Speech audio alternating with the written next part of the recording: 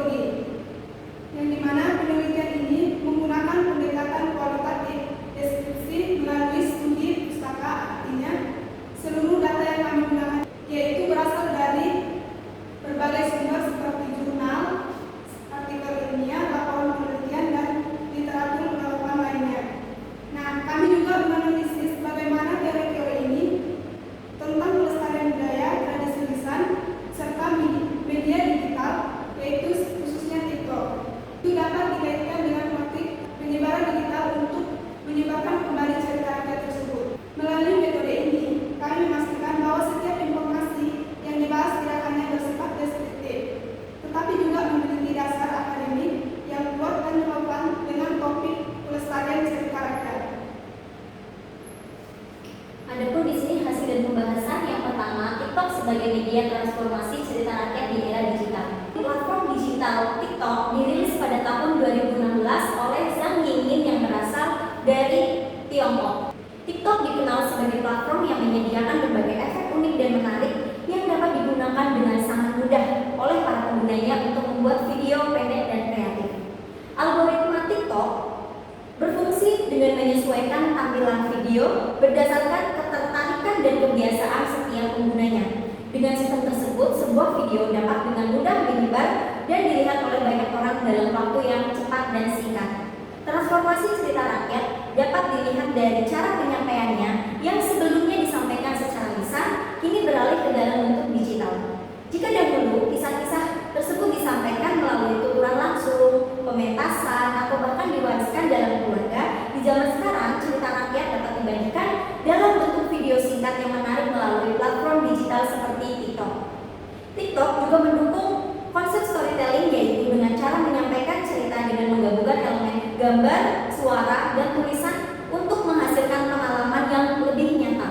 Pendekatan ini membuat alur cerita lebih menarik serta lebih mudah dipahami oleh masyarakat umum karena penonton tidak hanya mendengar narasi yang diberikan, tetapi juga dapat melihat visual yang mendukung cerita tersebut. Nah, melalui sistem rekomendasi konten ini, platform ini juga dapat menyebarkan video ke pengguna dari berbagai daerah bahkan mancanegara.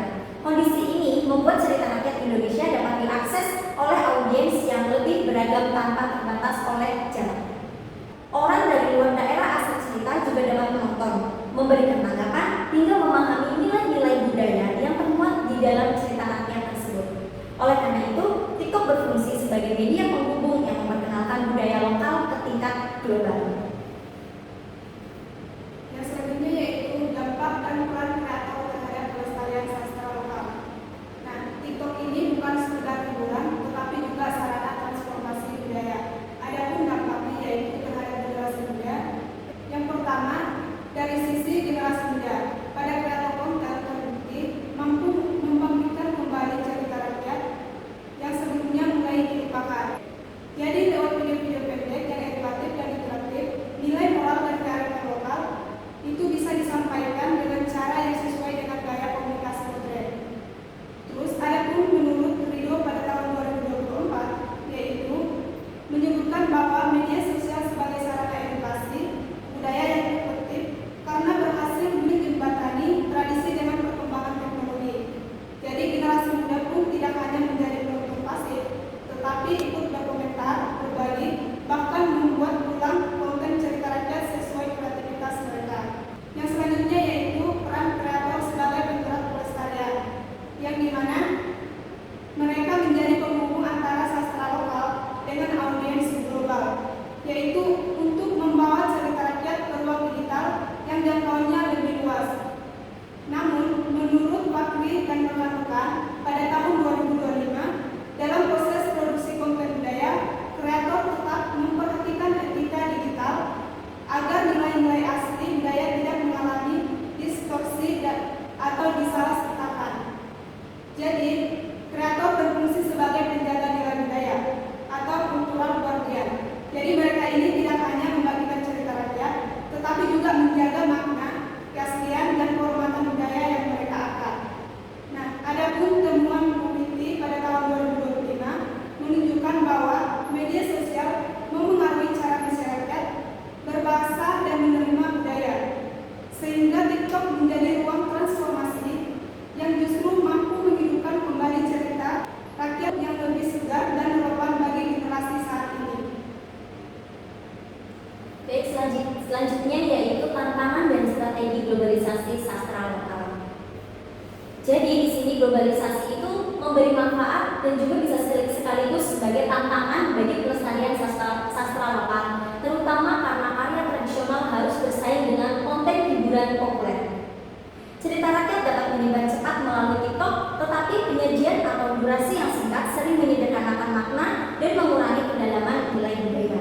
Nah, dari sinilah peran kreator konten menjadi sangat penting dalam menjaga mutu penyampaian cerita rakyat di ruang digital.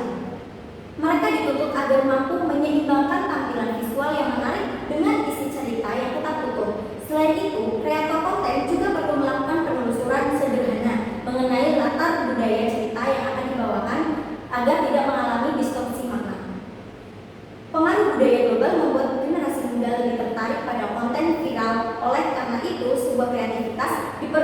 agar sastra lokal tetap relevan dan tidak terpinggirkan oleh konten-konten viral populer lainnya. Agar informasi tentang cerita rakyat lebih akurat, maka dapat dilakukan dengan kolaborasi antar kreator, pendidik, komunitas budaya, dan pemerintah. Nah, dengan adanya literasi digital budaya ini dapat memperkuat pemahaman dan identitas masyarakat mengenai cerita rakyat tersebut. Adapun kesimpulannya yaitu TikTok dapat menghidupkan kembali cerita rakyat dengan menyajikan dalam bentuk video pendek yang menarik dan mudah diterima oleh generasi muda. Platform ini tidak hanya menjadi hiburan, tetapi juga ruang edukasi budaya yang membantu penyebaran sastra lokal hingga tingkat global.